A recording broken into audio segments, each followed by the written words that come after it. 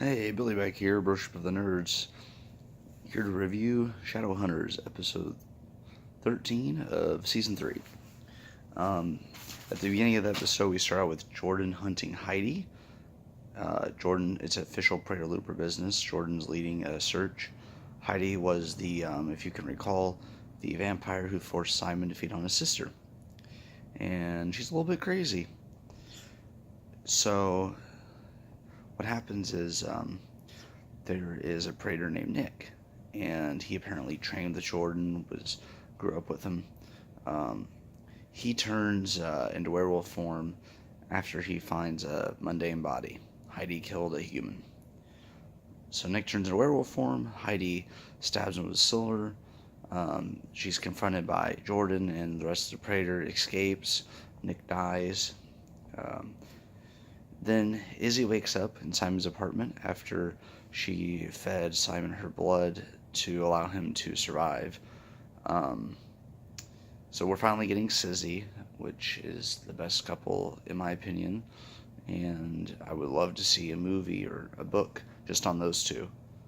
And hopefully, eventually, I would love to see a movie series on Emma and Julian. Um, but anyways, back to what we were doing. They are hanging out and talking about everything, and Izzy had that previous blood addiction where when she gives her blood to somebody, it gives her like a high, basically. So they get a text. Clary is alive, so Simon and Izzy reunite with Clary, and we finally see Luke, Simon, Izzy, Magnus, Alec, Clary, and Jace all working together. Pretty awesome stuff. We go back to the Jade Wolf, the werewolf restaurant, where curfew is issued by the Alpha. Um, Maya's pissed because there was a member that had a job and he was kicked out of the clan because he had to put his job first. Izzy's mom, Maurice, is talking to Luke about cracking a code uh, that opens a warlock safe that may give them information about the Morning Star.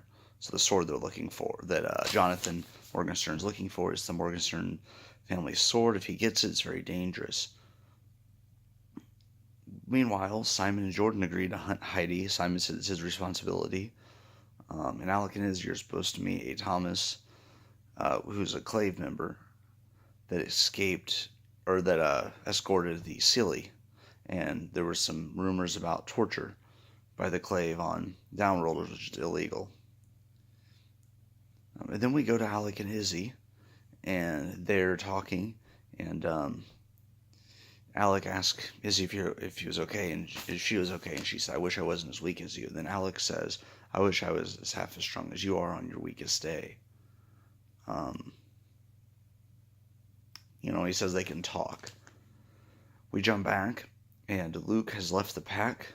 He says, after losing Jocelyn, which did not happen in the books, by the way, he said Clary's his family. Luke in the show is very great, in my opinion.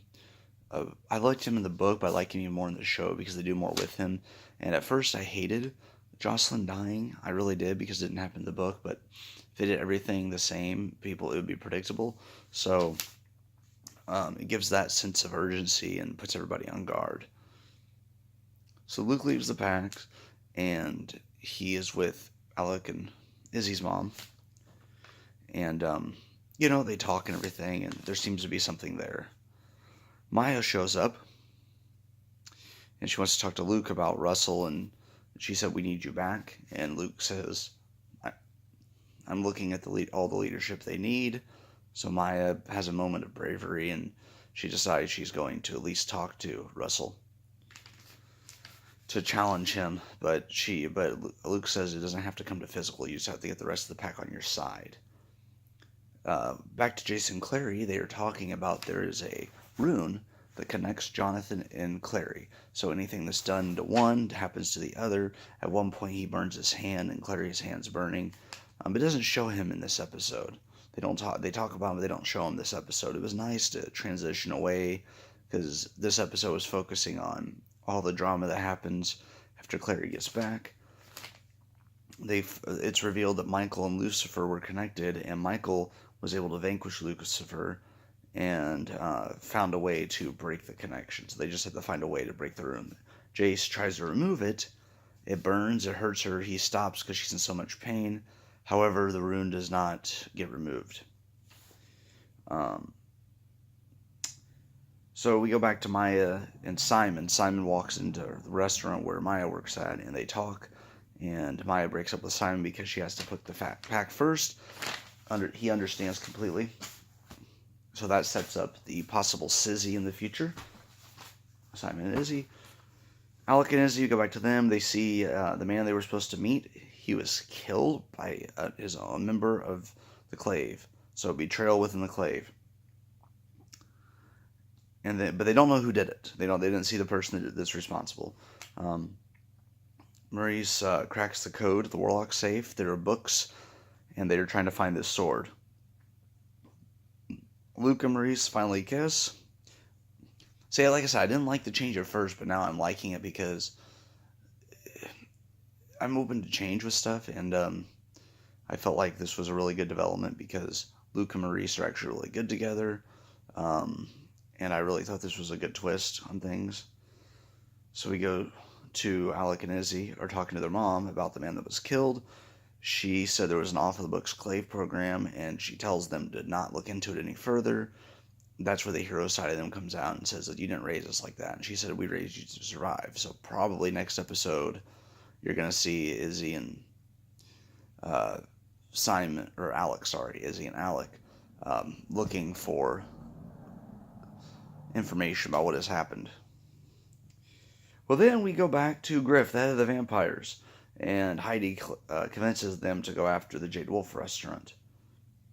There's a fight, it's a cluster, vampires are killed, werewolves are killed. Jordan gets stabbed. Maya throws him into a cooler and she goes in there with him, boards herself shut. Russell's killed, so the pack leader's gone. We end the episode with Maya. Griff is trying to break through the cooler. Really good episode here. Once again, there's only 7 episodes left. Kind of makes me sad. It's a great series. I really think that the show should have kept going. I mean, they did go over budget. I understand. I just wish there was a way for them to keep it going. But anyways, the show's fantastic. I'm enjoying it because it's a different interpretation of it, and we will see what happens next week. But I think that the cast, every episode, they do a better. They grow with the character. You know what I mean? The actors are growing with their characters. They're learning more about how to play their character as they go, which is awesome to see them grow. If you look at episode 1 compared to now, they get it. And because sometimes when you read the books and you understand the characters, until you start playing them, you really don't know for sure how well you're executing the performances that you want. And you have to make it your own, and they're finally doing that. So yeah, it was a good episode. We'll see what happens next week with season 3, episode 14. There's going to be 20 episodes total, and that'll be a 2-episode finale.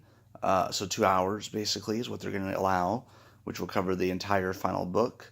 But at this point, I think they are going a different route, which I'm okay with. I just wish they would have given another couple of seasons. But anyways, take care, and we will see you next week for episode 14 review. Take care.